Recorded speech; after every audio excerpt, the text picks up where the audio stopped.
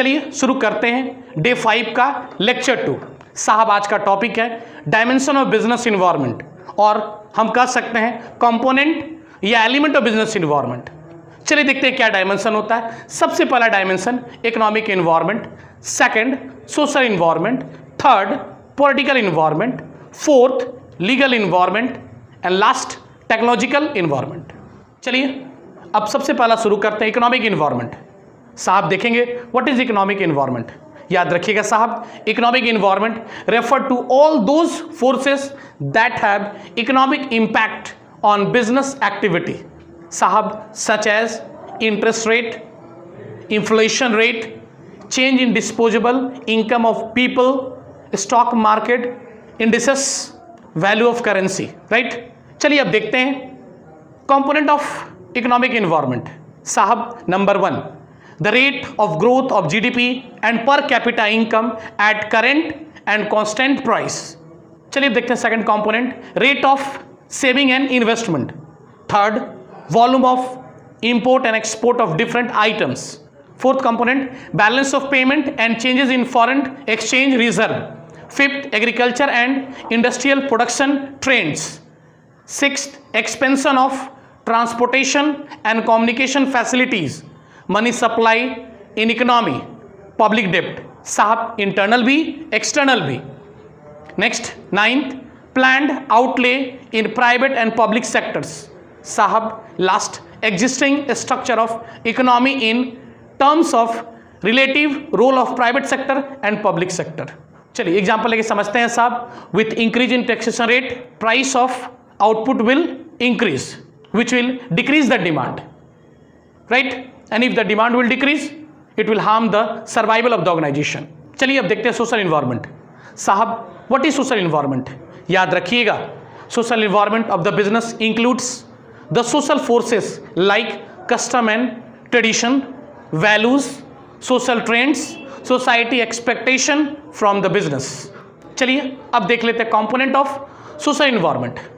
सबसे पहला component, attitudes towards product, innovation, lifestyle and consumer preference साहब। second, concerned with quality of life. third, life expectancy. fourth, expectation from workforce. fifth, shift in the presence of women in the workforce. sixth, birth and death rate. seventh, population shift. 8th, education system and literacy rate. 9th, consumption habits. 10th, composition of family. चलिए example से समझते हैं। Example लेते हैं cosmetic का। With change in generation, लोगों का attraction cosmetic item पे बढ़ता चला गया, जो कि कई सारे बिजनेस एंटिटी को सेटअप होने का अपॉर्चुनिटी दे दिया। चलिए थर्ड देखते हैं पॉलिटिकल इन्वायरमेंट। साहब क्या होता पॉलिटिकल इन्वायरमेंट, समझते हैं। Its includes political condition such as general stability of government, peace in the country, attitude of elected government representative towards business. चलिए इसका कंपोनेंट देखते हैं साहब। Component of political environment, number 1, the constitution of a country. Second, prevailing political system. third, dominant ideology and values of major political parties. fourth, political ideology and practice of ruling parties. fifth, the nature and profile of political leader, thinking of political personalities. sixth, the level of political morality. seventh, the extent and nature of government intervention in business. 8th, political institutions like government and allied agencies. 9th, nature of relationship of our country with foreign countries. चलिए example लेते हैं। If there is a political stability in our country, it will win the confidence of the investor of our country, which will increase his investment in long-term project, which is beneficial for both him and country also. चलिए आइए अब fourth देखते हैं technological environment. साहब यहां पे हम समझेंगे it's includes forces related to scientific improvements and innovation which provides new way of producing goods and services and new methods and techniques of operating a business. चलिए अब देखते हैं कंपोनेंट्स ऑफ टेक्नोलॉजिकल एनवायरनमेंट।